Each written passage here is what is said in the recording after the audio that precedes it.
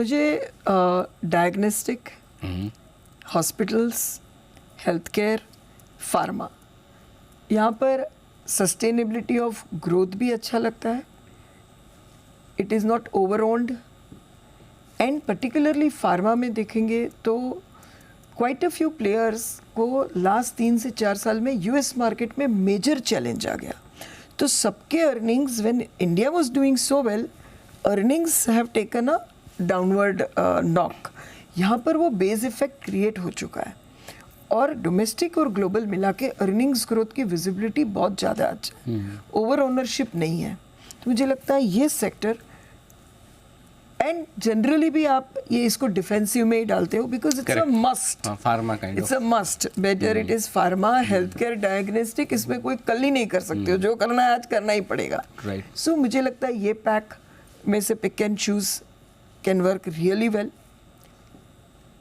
Second, consumption के भी select baskets पहले आएंगे. ऑटो में तो ऑफकोर्स अभी रियल स्लो डाउन की बिगिनिंग दिख रही है. तो साइकिल को ऑब्जर्व करना पड़ेगा. फेस्टिव सीजन डिमांड को भी ऑब्जर्व करना पड़ेगा. बट ओवरऑल हर एक चीज इज चैलेंज्ड विथ ईवी. तो वहाँ पर जो एंसिलरीज में कहीं अच्छा ग्रोथ और कंपनीज अच्छा करती है तो those positions will be really good positions. And lastly मुझे ऐसा लगता है कि अगर US economy slightly coming back, IT which is been ignored completely but which is a continuous need, हमारे जैसे ऑर्गेनाइजेशन को कंटिन्यूसली चैलेंज लेना पड़ता है आईटी का, डेवलपमेंट का. तो ये भी फार्मा जितना ही डिफेंसिव है, फ्री कैश जनरेटिंग है. करेक्ट.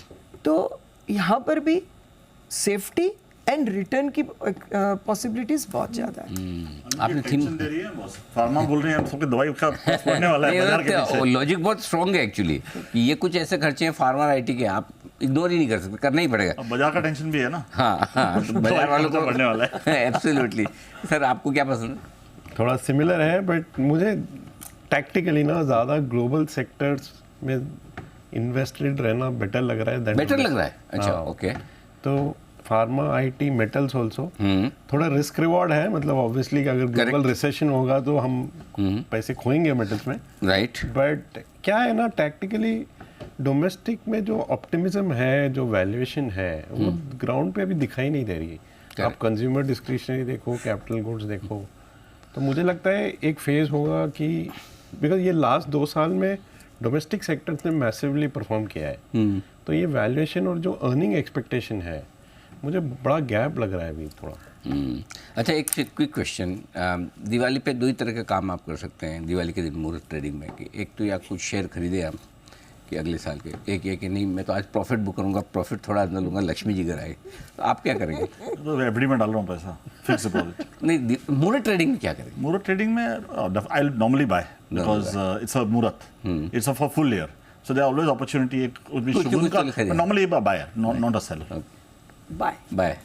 मुहूर्त ट्रेडिंग में कुछ तो खरीदेंगे. चलिए ये है हमारे सारे एक्सपर्ट्स की राय कि इस साल से लेके अगले साल दिवाली तक पैसा बनाना मुश्किल होगा. ऐसा नहीं कि नहीं बनेगा, आपको सेलेक्टिव होना पड़ेगा. और दूसरी चीज़, टाइमिंग थोड़ी इंपॉर्टेंट हो जाएगी क्योंकि जो करेक्शन चल रहा है वो करेक्शन कहाँ पूरा होता है, प्राइस वाइज या टाइम वाइज, और तब अगर आपकी एंट्री होगी तो आपके लिए पैसा बनाने के मौके काफ़ी होंगे. लेकिन एक इंटरेस्टिंग चीज़ इस पैनल में जो निकल कर आई वो ये कि इस बार सबको डेट इन्वेस्टमेंट, फिक्स इनकम सबको पसंद है. तो ये एक एसेट क्लास है जो अगले 1 साल के लिए आपको बढ़िया कमाई करके दे सकती है. रिस्क और रिवॉर्ड को मिलाकर देखें तो आप तीनों का बहुत बहुत धन्यवाद. और आपको एक बार फिर से सबको दिवाली की बहुत बहुत शुभकामनाएं. उम्मीद करें कि अगली दिवाली पर आप पूरे जोश खरोश के साथ और ज़्यादा इक्विटी के लिए सभी व्यूअर्स को दिवाली की खूब खूब शुभकामनाएं और आपकी टीम को भी. Thank you so much. Happy Diwali sir. Happy. इस खास शो में इतना ही. मुझे दीजिए इजाज़त. बने रहिए हमारे साथ जी बिजनेस पर. नमस्कार.